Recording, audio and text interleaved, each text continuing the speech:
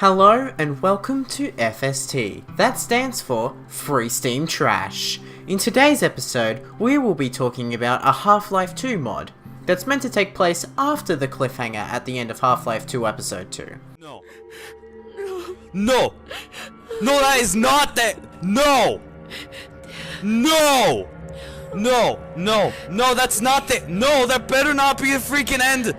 If that's the- What the heck? That's the freaking end! No! The mod is called Arctic Adventure Episodes. As we can see from the background picture, it has a lot to do with the Borealis. So let's go and see what this mod is about. So after waiting a solid minute and a half for the game to load, we just get chucked into what is the most brightest landscape I have ever seen. Now I just want to give a heads up that for the first 5 minutes of gameplay I forgot to record the in-game sound, which sucks, but it doesn't really matter. After running around for a bit, I made myself into the giant building where everybody else was. Then for about 2 minutes I had to just sit around and wait until this Russian guy finished talking. So I picked up my weapons and went on a snow buggy thing. We broke into the snow base where I'm guessing the Combine were, and we just had to kill them all, which was fine except for that there was almost no health around whatsoever, so I just had to accept that I had 50 health all the time. The main weapon that you're given isn't even that good either. It misses quite a lot without you even moving the mouse. It took me a solid 10 minutes to get through all those enemies. I made it back outside, which to my surprise, I found one of those big-headed Combine soldiers standing right there, who then proceeded to kill me. The thing about this mod is that it doesn't have many areas where it saves, so it sends me all the way back to the start of the enemy killing spree. I started it off with a really good run, when all of a sudden the game crashed without anything really happening. After launching the game back up again, I quickly made my way down to where I was before and decided not to go through the same door this time.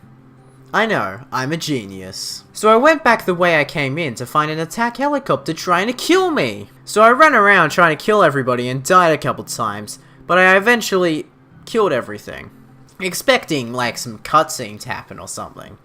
It turns out that nothing happened at all, so I started shooting at the helicopter for nothing again to happen. I even got some damage done to the helicopter, but that didn't do anything. So I went back into the base looking for more of those ball things that I shot at the helicopter. There wasn't any. It was nothing. About half an hour later, I looked up a YouTube tutorial. It told me that I just had to go on the snow buggy thing and get out of there. The attack helicopter was still following me throughout the whole chase, but I eventually made it back to the start of the map to then hop in a portal to proceed to the next chapter. While I was doing this, I figured out why the loading screen takes so long. It's because the entire chapter is just one single file, so it has about an hour of gameplay to load, hence it taking so long. After I got into the portal, it sent me to this place where all of my weapons got taken off me for no reason. Then it sent me to somewhere where Alex was, which was weird because I was with her about 30 seconds ago. We managed to escape that area to find ourselves at the Borealis itself.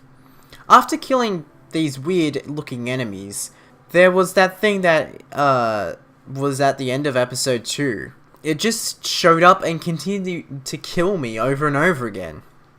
I did eventually kill it in the end, but then I just got teleported to this weird area with no weapons at all, and when I jumped it made some weird sounds. Then I had to wait about 2 minutes for it to load the next chapter, where I showed up back at Black Mesa after the Black Mesa incident happened in Half-Life 1. I got one of the weapons from Half-Life 1 and started killing all the weird things that were trying to kill me. It was annoying because that was the only weapon I had, so there wasn't much I could do. After killing everything, I ended up in Zen, then had to do some impossible parkour that took me at least 10 tries to do.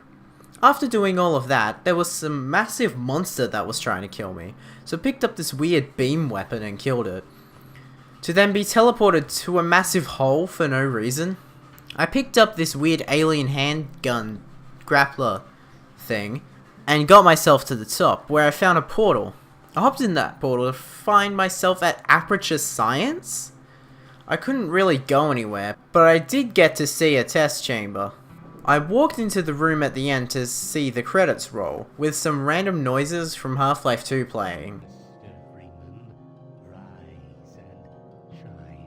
I found out about this after, but apparently most of the models were stolen from other Valve games or mods, which is never a good look.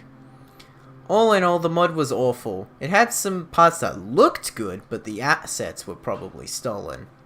And some parts took me forever to complete. Because of how broken it was, I wouldn't suggest playing this mod unless you like broken Half-Life 2 mods. I don't know. It's your thing. Tame your phone. Quackers.